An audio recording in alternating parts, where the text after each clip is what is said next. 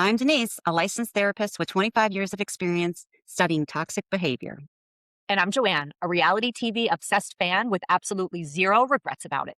We were college roommates. Which means we have been having this exact conversation for over 30 years. The only difference now is that there's champagne in our glasses instead of beer.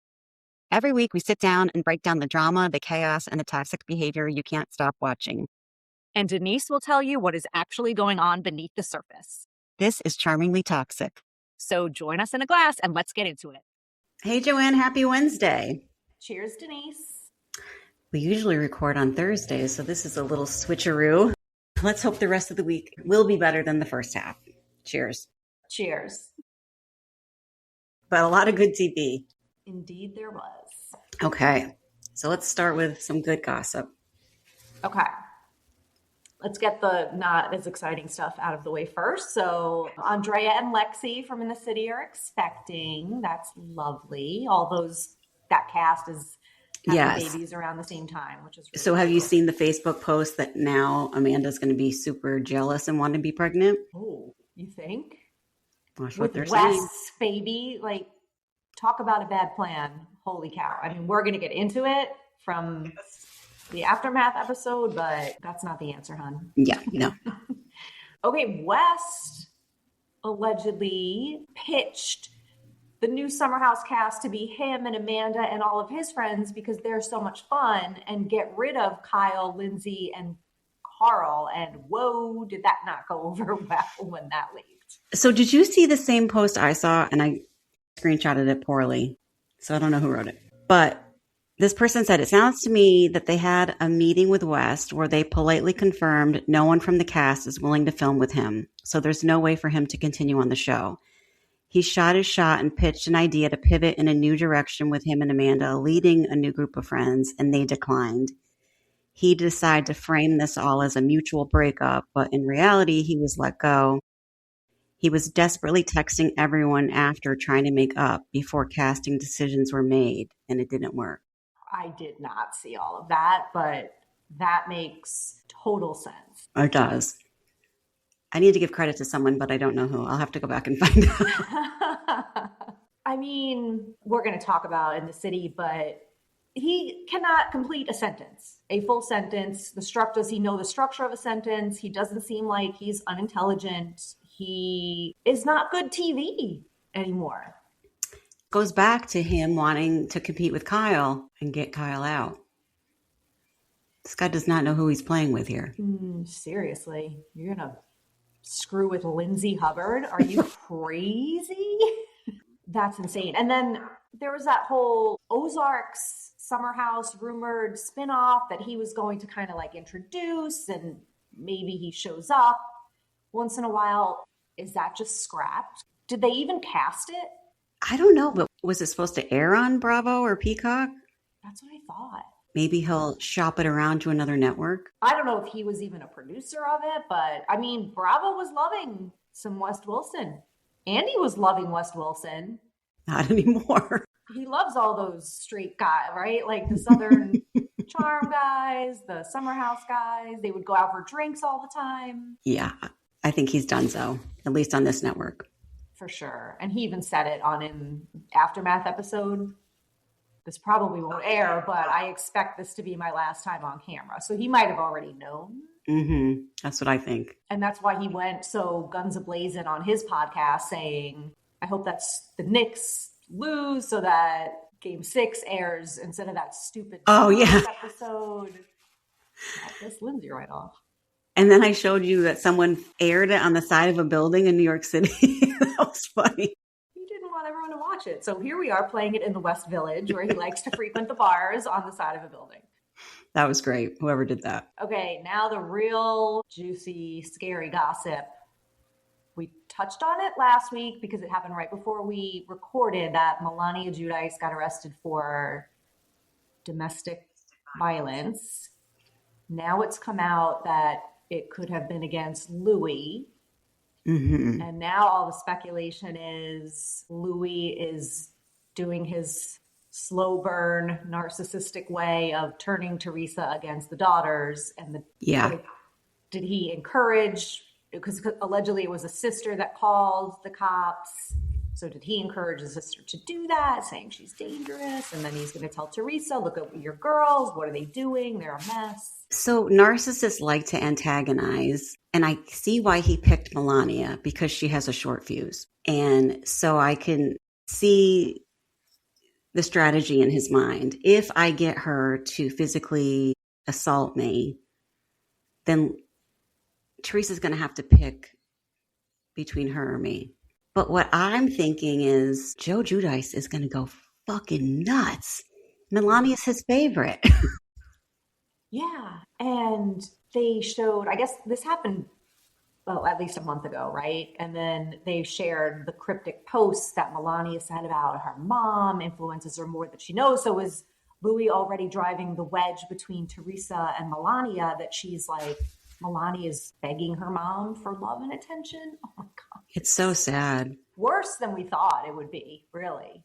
And we know how blind she is when she's in love or trying to protect her man. I mean, I want to see more of it, but it's also like devastating for those girls. They've been through everything. For real. And Joe Giudice can't even like hop on a plane and come home. But I'm sure he has connections somewhere. Oh, I'm sure he does. But I don't want this to put a division between the girls, because the strongest, loudest are Melania and Gia. And I can see Gabriella and Adriana, I think, just struggling internally. Yeah. And they're pretty young still, right? They're still in high school. Just the youngest. Oh, I mean, still, they're young girls. And to your point, what they've been through and what they've grown up with in their environment. But also I was seeing posts that like, this is just all hype for the show. And I'm like, well, then that is tragically sad. Let's hope not. Yeah, that's awful. That's like selling your soul to the devil. I hate that. Yeah. Okay. Should we move on to Jersey adjacent Rhode Island? Okay. I thought this was one big flop of a finale. I know you felt differently. I know. I like when there's peace. I thought it was lovely that they all made up, and even Rula and Joellen were okay. Alicia is so funny with her quirky one-liners. She really is. I enjoyed it because it wasn't people going after each other and throwing glasses and Dolores sitting alone in a, what was the name of that restaurant? Rails Steakhouse. Yeah. With like broken glass around her. I mean, I'm kind of surprised that it didn't leave us on a cliffhanger. Yeah. Because this would be the cast to do it. It kind of did. Oh, yeah, with Rula. Yeah, they wrapped it all up. They gave the summary of everyone and where they are now. And then the story broke about Rula's husband arrested for domestic violence, for stalking her and tracking her. And she was kind of like, I don't know, like, where do we go from here? And she's like, I don't know. But he's going to show up at the reunion. Yeah, like we know they're still together.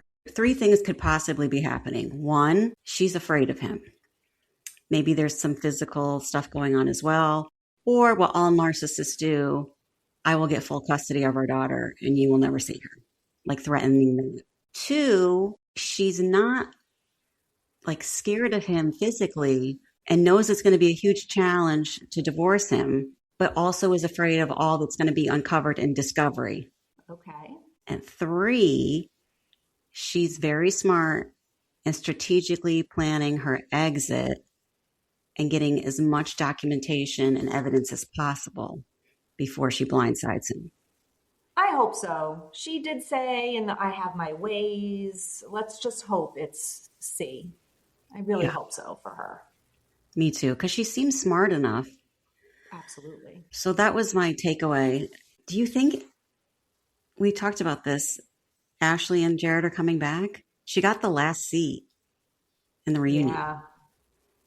I mean, she doesn't hold her weight against the other women. And Jared is just a big fat dud. Yeah, he's too nice. Their confessional at the table, he's like, I love Rhode Island. We were like, that's wonderful. Thanks. Thanks for all that. You guys are on the wrong show. Yeah. I mean, yeah, his big story all season was that he gets motion sickness on the fair. Like, it's just not enough. It's not going to work. So we'll see. They got a 2-part reunion, so hopefully it's good. Yep. But Alicia, 2 things she said. She's like, was it Brian? He didn't want to blow his wad. And they're like, no, you're using that wrong.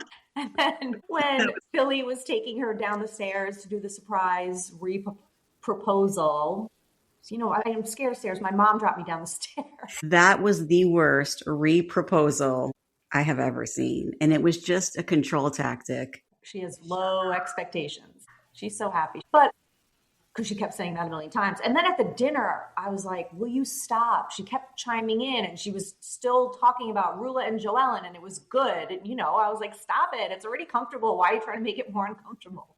It's like she was trying to initiate a fight. No, I think she was just drunk. Yeah. She's got to be a lightweight. Anything else on that? I mean, everything else was just redundant. Yeah, I mean, she's getting a crack-a-line. She is? That was in her Chiron on the...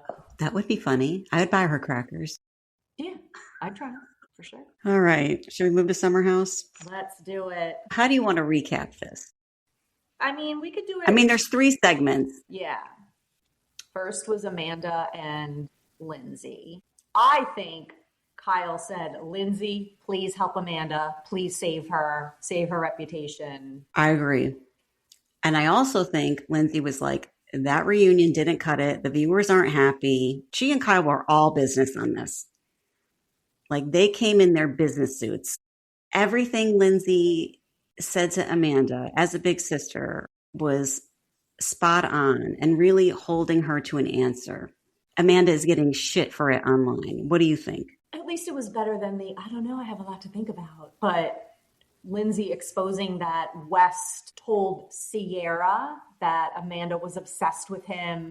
I just don't believe that. Okay, so this is another narcissist thing. Narcissists, and we've talked about this before, love having 2 sources of supply. But he's got it even better because he has 3 or more.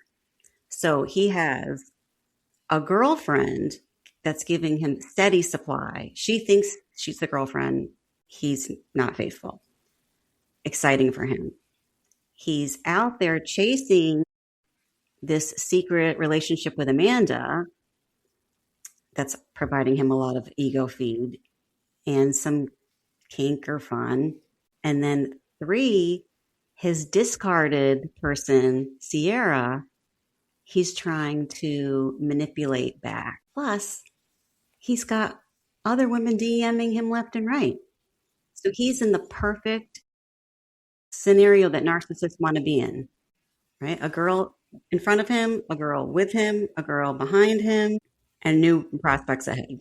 And he's in a secret relationship with all of them at the same time, right? Yep.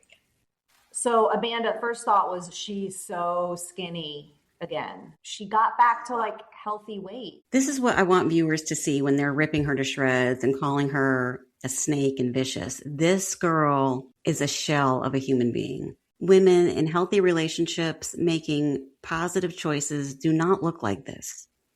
Yeah. Like she's being destroyed in the marriage and currently being destroyed by Wes. You're right. And Lindsay was spot on. He's manipulating her. What is he telling her? That's why I said she looks brainwashed because he's giving her a narrative constantly. Even in that moment, you see glimpses where she's like, Amanda, you're right. What did he say to her after that, where she went to Italy with him? Right. Where she said, Lindsay, you're right. Yeah. Yeah. And then, right. And we'll get into that Miha suggested he go and she didn't know it was going to be with a man. Oh my God. He is diabolical. I wrote down, he's like Charles Manson, Janet. Right. He's a little closer. Yeah. I think he's worse than Sandoval at this point. Seriously. He pursued me. He told Sierra that Amanda was obsessed. So he manipulated you. Yeah. I thought Lindsay did a great job being the big sister to her that she clearly needed. You know, she kept saying, why didn't you shut it down then? Why didn't you shut it down then? And she said, I felt euphoric. A lot of my clients say this. When they meet a narcissist for the first time, they feel something called limerence, this euphoria of something I've never felt before. Usually they're coming off a terrible relationship from the narcissist before. And it's so all the love bombing. Yeah. And it feels so good that they don't want to let it go. Even when people are telling them, this is a huge red flag. No. Right. Poor thing. Look how long Sierra hung on. So there's something with his words or what he says and does that really kind of brainwashes his victims. Yeah. Anything else on Amanda and Lindsay? She was like, why this guy? You don't think you can get this from any other guy? Seriously. I mean, so gross. Then she's saying, this is when he's also future faking with her. Like she's saying, I want to settle down. I want to have kids. And he's telling her he does too. Baloney. This is future faking. Even Jesse Solomon was like, he's going to look a lot more like Kyle Cook before he settles down and has a baby. But the problem is now, Mija is the discard. Amanda is the current. He's out there doing something with someone else. That's his pattern. There's no way he's only with Amanda right now. Does she know? Is she okay with it? I mean, she knew that he slept with Mija in March. She was like, yeah, Lindsay, I know. But I think he gave her some excuse that she bought into. Perplexing, but we won't know because he's not coming back. So I'm probably alone on an island on this, but I think this girl needs to be rescued. And I don't think that she is as savvy and manipulative as everybody thinks. Someone is in her ear. Amanda? Yes, in Amanda's ear, having her behave and move in certain ways that are uncharacteristic, I think, of her. We'll see. They were spotted out a couple of days ago together. She was sitting on his lap in some bar. Yeah, and I read some speculation that he's already like not paying attention to her. Like he's already over it. Like the Italy trip sealed the deal. With the spitting in the mouth. So West and Kyle talk, segment 2. Do you have anything else left? No, that was all I had. So the dog knows West and Kyle clocks that, which was really awkward. Yeah, and then all the people online commenting that West wore that hat. Amanda's hat that she wore to the Yankee game. What a God, man. Oof. Kyle said that West didn't really want to film it because he said anything I've done in the public to respond to my actions in the past has not been well received, i.e. like the New York Times piece about Sierra that she ripped him to shreds about, which made him resent her and got this whole ball rolling. You know, I heard the conversation between them was like 3 hours, and then we saw, 10 minutes of it or 20 minutes? Yeah. Kyle went in there with an agenda. What do you think it was? Good question. I don't know. What do you think? To protect himself, to make himself look good? That he still cares about Amanda? I think he's trying to save the shows, expose West, and drill him with hard questions about does he love Amanda so he could expose himself, which he did when he said, well, I like her a fuck ton or something. Yeah. Kyle knows he can out-talk West. He's smarter than him. And so I think it was to shame him and get him off the network, if he wasn't already. Yeah. That's what I think. Yeah. He seemed very cool, calm, and collected and not angry, upset. And he said, I don't know what I should do. If I should punch you in the face, if I should hug you. Kyle was kind of emotionless, except at one point. But I think, like you said, I think he and Lindsay had a meeting. And Lindsay's like, I'm going to go in with Amanda and try to save her and have her see reason and drag her out of this.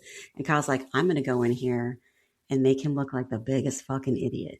And I think they went to the producers and said, we're doing this. I don't think this was production driven. I think Lindsay and Kyle were like, oh, hell no, we're not leaving this at the reunion. I wonder because there were rumors that there would be one-on-one reunions, that they wouldn't all be together. And remember, Lindsay shut it down. It's news to me. I really don't think this was planned until Lindsay said, we didn't solve anything here. These two are numb to the world. They're not giving us anything. And this is BS. The fans deserve better. Well, good for them. And they love their fans. They want to give the fans what they want. Look at all the support with Loverboy and Soft Bar. And I mean, they're no dummies. But Wes, we have so much to think about after this. I hear you and I see you. You know what I mean? He did the same thing. If I could go back in time, I would blah, blah, blah. No, that's a fair statement. And it's a learning lesson for me. Shut up with these BS comments that you don't mean, that you just think you're going to let the conversation drop and it'll get you off the hook. He's such a bad liar too. He said, I've really loved her or I've cared for her for a long time. And Kyle's like, how long? He's like, since February. Yeah. What's the timeline we agreed to? A long time, a couple months ago. But a really long time. I told her I loved her in the house, in the bathroom. He was like, yeah, but like I said that to Lindsay last night on Watch What Happens Live, but I'm not in love with Lindsay. Yeah. I think Kyle's not in love with Amanda anymore, like he said to West, but he is looking at this almost like a dad would protect their daughter. That's the vibe I was getting. I almost think, remember he said Frank Batula messaged him and they met up recently? He said that on Watch What Happens Live or somewhere, that they met up and had drink. And I wonder if even Frank was like, it's on you. You brought her on the show. She met this guy. Figure out how to save her. Yeah. And we see he comes on next week in the city. Oh, really? Yeah. She's talking to her dad. And I'm into watching that dynamic. Like, what is that like? Right. Yeah. And then when Kyle presses West on, you were leading Sierra on, you were giving her all these hints, and he goes, well, I tried to do the right thing a handful of times. And Kyle said, you have to do it 100% of the time. What even is that answer? He knows exactly what he was doing. He's so calculated. He's not that dumb and afraid that he can't have a straight up conversation with them. He wants them to lust after him and chase him. But his whole facade is being vague. So I sent you that other meme. I saw it. It's funny. I almost sent it to you. Yeah, because narcissists are full of these one-liners or half one-liners that they keep pivoting to the next. Well, what were they? I can't remember. It was something like, looking back, I think, well, tomorrow maybe. And they don't complete a sentence and they just keep you in this loop of not answering. And people are like trying to follow, like, wait, what? Where is he? Where are you going? What? Are you going to land on an answer? And Kyle even posted, this was what it was like in that conversation. And it was some infinity spiral. He was just a word salad, which is exactly what it was. I mean, regardless of what happened from that conversation, Wes should not be back on, because what he did on multiple reunions, not just this season, just sit there and, not finish a sentence and say a bunch of ums and click his mouth. But truly, if that take is true, the one I read on the beginning when we started, that they were trying to get rid of him and then he pitched this new show, like, Bravo's going to be like, you would have loyalty to no one. Yeah. Who's your fan base going to be? That's important to them. Like, who wants to see, guess we're going to reboot with West and all his friends? Hello? Are you not seeing the sentiment online? You think you're going to anchor this show? Are you crazy? Yeah, and the fact that he just couldn't make eye contact was so irritating. It was very uncomfortable to watch. I can't believe Kyle sat there with him for 3 hours. Kyle's probably just making fun of him in his head. Yeah, like, go ahead, keep it. You could kind of see he did have a little bit of a smirk, like, keep going, Wes, keep saying nothing, keep spinning your words. Kyle has a lot of narcissistic traits and a big ego, but he's way smarter than West. So this was narcissist outwitting another narcissist. Anything else on these two? No, but then we get Sierra and Mia. What are your thoughts on her? I don't like her. And someone else wrote this, and I was like, this is exactly what I thought, and I wrote down, she reminds me of Danielle. Yeah, I did see that too. I don't know how she says, how she talks, or like her finishes sentences, but I was like, oh my God, this sounds just like Danielle. I got like a thirsty vibe from her. Yeah, a little too righteous. Definitely thirst. Someone said, I lost it as soon as she plopped down her big purse on Sierra's counter. I was like, wow, that's a read. She just seemed too comfortable. Yes. I don't know how else to say it, but if it was me, I would be pretty timid and like, oh my gosh, like I'm coming in and I'm filming this and this is kind of scary. And she was just like, bring the cameras on. I'm here to star in the next episode. And people are like, we love her. Bring her to Summer House. Please don't. Please don't. Again, I think this aftermath kind of threw production in the air too, because like, what is going to be the cast now of Summer House and in the city? Right. I think too, like Lindsay and Kyle were trying to keep Amanda on the city and not being hated. Right. Because so many fans are saying we're not going to watch it if she's on it, if she's recast. And they're saying, I read somewhere that they expected Kyle and Lindsay to get off Summer House and just be in the city, but now that's postponed for a year. Who knows if that's even true? Who knows if the city will get renewed? I don't know. There's a lot of cast members that people don't really love. Yeah, I heard that maybe it wouldn't. But you can't have summer, like the share house with Lindsay. I mean, you can't. But who's going to bring the fun like Kyle? Like you didn't see in the city, but they had this segment where Kyle rented like an old school trolley And they all got on it with Loverboy swag. And they were going bar to bar to try to sell Loverboy. But it was hilarious. Oh, really? I mean, he's just so charismatic and funny as the businessman, too. And someone's got to carry the fun. Yeah. Like, who's going to carry the fun on Summer House? Yeah. Carl can't do it. Lindsay's too Lindsay. And it's not going to be West. We know that. Or Jesse Solomon. Certainly not Ben. Also, in the city, you didn't watch. I caught this. I think Danielle does single white female Lindsay. Oh, you think? I do. Because now she has her same haircut. Oh, really? And there's a scene with them talking to each other and they have the same exact haircut. And I was like, ooh. Well, if she shows up with a dyed blonde, then we know for sure. She's getting pregnant. And I'm like, what happened with her calling Amanda out for saying she was a homewrecker scene? It's just that. I mean, she was accusing Amanda of saying that he left his wife for Danielle. Yeah. And Danielle's like, no, we met after they were separated. So it was a big, big nothing. Oh, okay. All right. Well, Sierra and Mija. I mean, what's to say? I don't know. The fact that Wes texted her, you win. And then he called her because he's not allowed to text her because of Amanda. And they spoke for 6 hours. She was very supportive of him, helping him. He was going to go to Italy. She's like, do that. Be with your family. That'll be great. She didn't realize he was going to go with Amanda. Because Mija is the new Sierra and she's stuck in it. And she thinks that there's a chance. Because she's like, I don't know. Those feelings just don't go away. We have something special. All the same shit Sierra was saying. Man, he's good. He's really good. He's good. And then 2 summers ago, they were together. Like, so they've been kind of together for a long time. Yeah. And they cut a scene where Jesse asks him, how is Mija? And Wes goes, probably good or probably fine. And then production questioned Wes because Jesse was kind of ribbing him like, oh, I see this girl's number on your phone or this name on your phone all the time. And they were pushing Wes in a confessional. And he said, oh, no, that girl lives in Montana, which is not Mija, right? Because she lives in Philly, she said.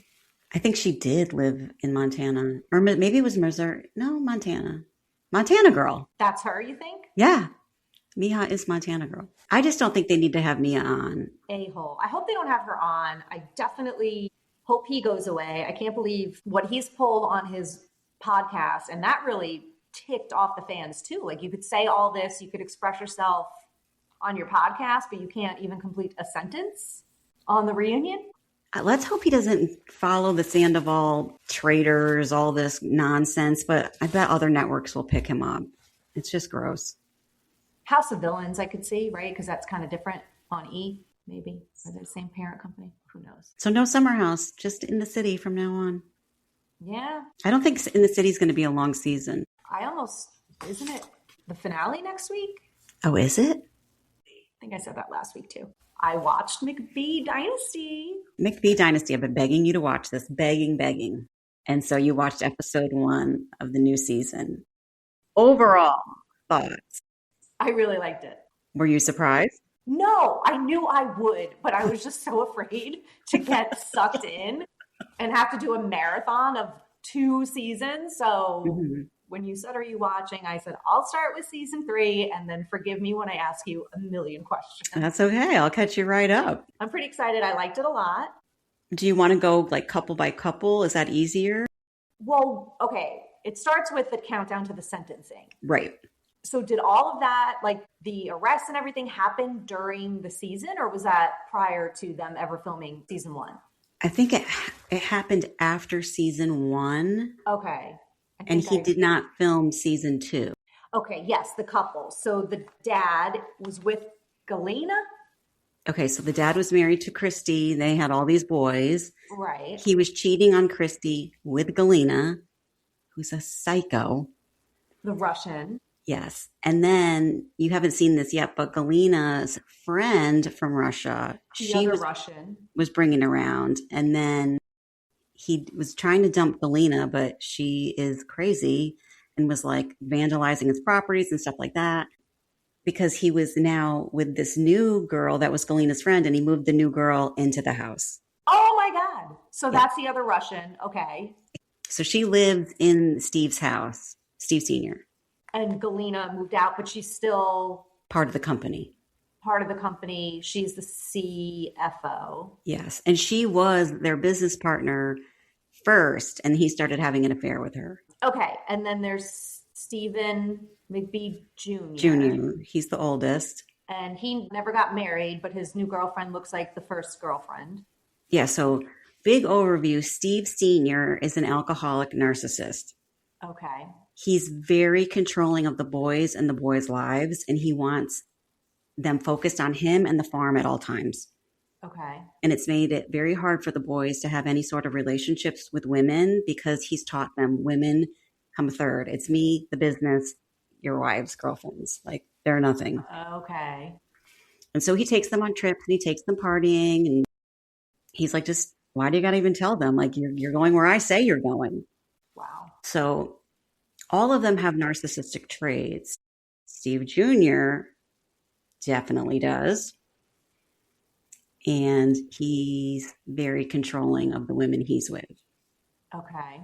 But because he's so attractive, he gets these hot girls who think he's a billionaire, and they're like, we'll do whatever. Because he buys them nice gifts, flies them around. Oh my God. Okay. So the new girlfriend is the carbon copy of the girlfriend from last season. And she's from a very conservative family. Let's see how that plays out. He likes that. Okay, so who's the second youngest? Jesse? Jesse. So season 1, Jesse was the hottest. I mean, hot.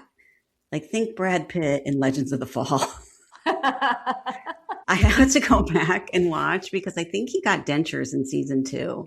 So now his teeth look super weird. And he cut his hair. So this is not his best look. He's still very cute.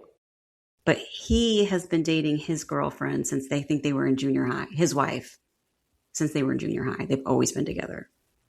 Okay. They have the baby. And she's a nurse practitioner. Okay. Very independent, makes her own money. They have another house in the city because that's where she works. Okay. I don't know if this is true or if this was produced, but last season it was more like he wanted a more traditional wife. And she was like, I'm not going to give up my business. I worked really hard for this degree. Good for her. Okay. But he stuck with her. And he's the most loving and softest. Okay. Jesse. All right. So we like him. So then there's Cole or Braden? Cole is the one in the flashback that was punching a rock when he was really upset. Okay. This season, he looks a lot better. First season, alcoholic disaster. He's been with his girlfriend for a long time too, since they were little. Second season, when she got pregnant, they're still not married. He gained a ton of weight, but he's a bad alcoholic, which is why she's like, I don't want to marry you because you do stupid shit when you're drunk. You cause fights, you get in fights, you cry, you cheat on me. You punch rocks. Yeah, you punch rocks. And I think he just gets blackout a lot. He doesn't know what he's doing. He's really young. Huh. He's in charge of like the farming stuff, like the crops. Well, he didn't share that they could lose the house because the land is owned and it's on a federal loan. And if there's a felony, they could recall the loan. So basically, they're all still under Steve Sr. Like, don't tell anything that you don't need to tell. Also, like, she doesn't deserve to know. She's not even your wife. It's my property. And the other wife, Jesse's wife, told her. Yes. Because Jesse's wife is smart. Casey is a moron. And so is Cole. Okay. And then Braden. Braden has not been on the first 2 seasons. We saw him a little bit last season, but this is the first full season he's really on. Oh, okay. So the United States versus McBee. So he defrauded U.S. agriculture. So what they said was he messed up one crop date or plant date, I was going to say. No. I would feel like you wouldn't get 24 months in prison and $7 million if you screwed up one plant date. No. And they followed him for a very long time before they indicted him. These people go on TV thinking. And they pretty much like act like they own the town. They think they own the town, even though they're leveraging these businesses. Their name is everywhere, like they said. And so they have a lot of power. And it's like, you just don't go against this family. I mean, a lot of them are very loving and sweet. The mother seems wonderful, Jesse and his wife. And then they showed all the boys and the one daughter-in-law writing a letter to the judge. But I'm like, hi, you were on TV. It's going to mean a lot more than the letters from the ones that you're clearly controlling. And the family dynamic is you write that letter or else. Okay. I was thinking, why would the daughter-in-law be like all into it? No, I think they know he's like in season 1, they talk about it all the time, how controlling he is, and they don't like it. And they don't like that Steve Sr. drinks so much and he's a bad example and he's terrible to Christy. So they are not fans of his. That was a bunch of BS. Huh. Wow. So then, okay, so he gets 24 months in federal prison plus $3 million and $4 million additional in restitution, which they say they don't have. I don't know. I'm a little hooked already. So Steve Sr. and Galena are the brains. They're the smartest. She's a narcissist, scary, like leaning towards sociopath. So they're the smartest, but they're also shady. So no wonder their business dealings are the way that they are. But the other boys are not nearly as bright. And so this is the problem.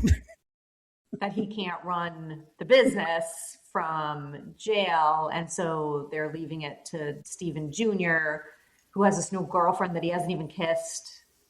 Yeah. Steve Jr. thinks he's the smartest of those boys, and maybe he is, but he's not that smart. Okay. He kind of can play the part well. He looks the part. Yeah. But he brought on this whole cattle business where they were like selling the meat, and he fucked that up royally last season. So, yeah. And they already sold off a lot to be able to keep operating. And then Tessa, you probably saw that woman, Tessa. She's like the heart of the show. She's like their home base, their mom, in a way.